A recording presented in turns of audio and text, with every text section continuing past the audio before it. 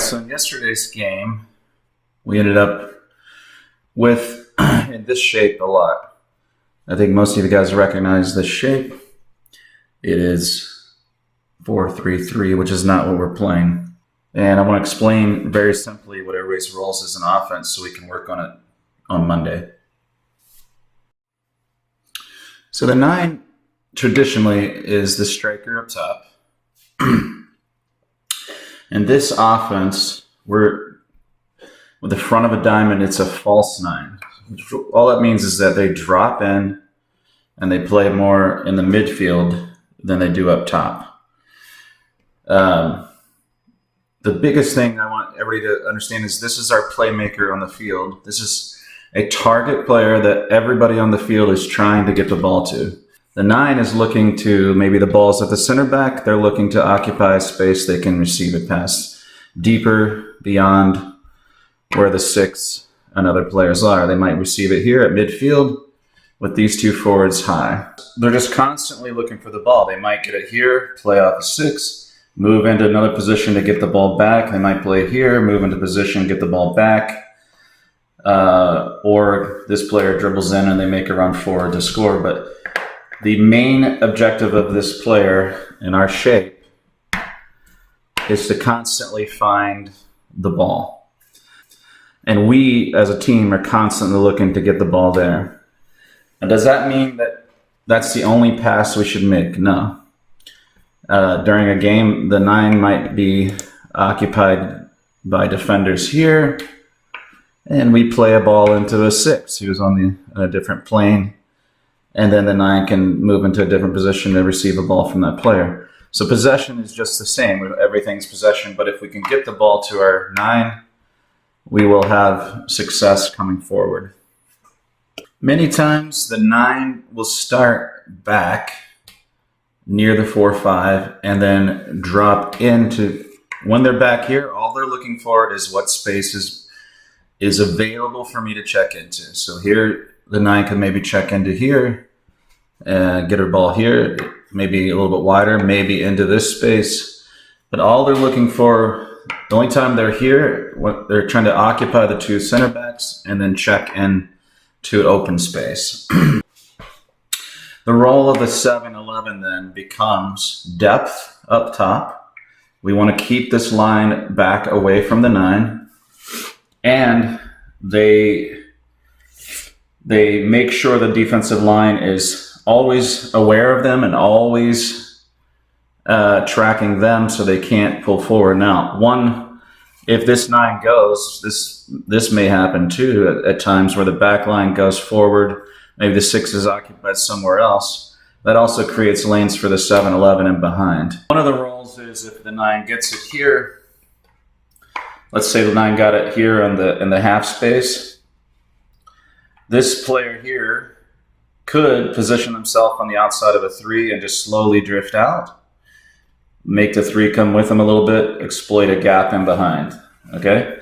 They could also go very far wide and see if a gap opens up that way and goes in behind. This other player might position themselves off the back of the back striker, or the back center back, sorry. So this player has to worry about the ball. This player is occupying with this player. And now we can maybe, depending on how they play it, if they play this way, we have holes through here, maybe a hole through here that this player could run onto. But the 7-11 in our shape are not out wide all the time.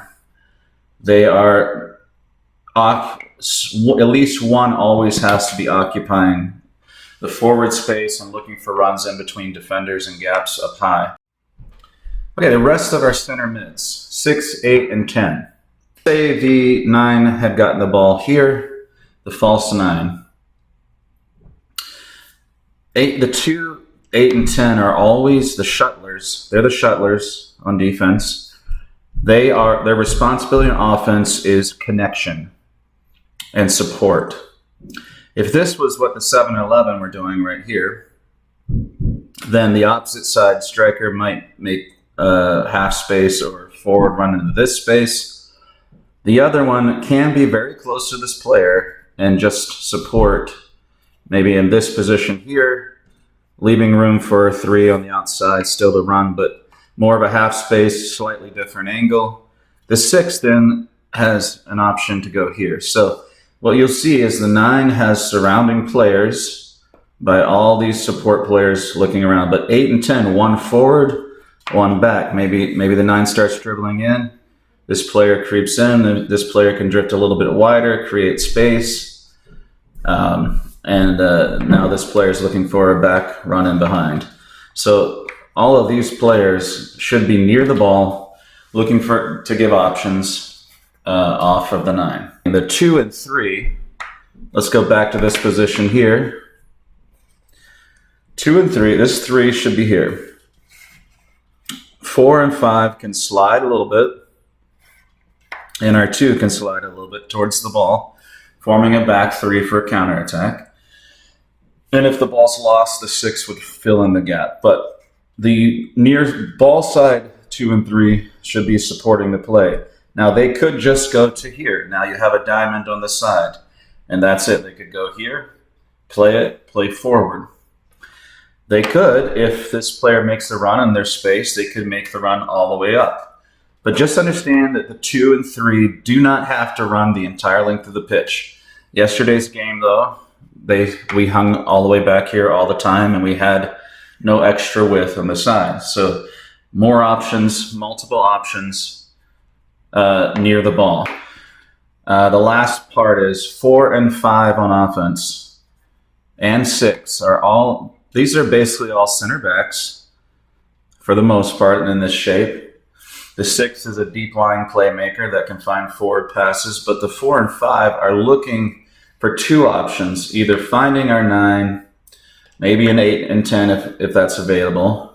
You're finding that deeper pass, or you're playing safe and wide. So just make it really simple choices on 4 and 5, deeper pass or safe. All right, near the box, the 9, that's build out. Build out, we're trying to find our 9 everywhere on the pitch, build out of them and play make, all right? Near the box, let's say the 7 got in behind here. 2 options the 9 should be thinking of. Well, 1, if the ball maybe got to here, the 9 could make a forward run, get a ball, take it to goal. If we get in behind, the 9's role is to make delayed runs, unless there's no forward runner there, but delayed runs into the box where we have players occupying center backs coming in, and the 9 has a delayed run inside behind the box. So we want our 9 scoring, not just building out. We want our 9 scoring and assist. We have fantastic playmakers, and I want to get the ball to them and work off of them. And again, the 10 would support in behind. We have our 6 coming up. At times, on the shape on offense is not the single 6, but there's 2 negative options to give behind this player. But everybody should always be surrounding that player. And the only other time we can't really surround is if they somehow get out here. But the 9 typically is central, and we're going to work on this more this week. So the why is this? How does this work? Is simply as teams start getting used to this player touching the ball a lot. If we can get them touching the ball a lot, what you'll find is people maybe start crowding this player. And when that happens, we have multiple options of runs in behind. Maybe this player has a run, or they pass the ball here and play through.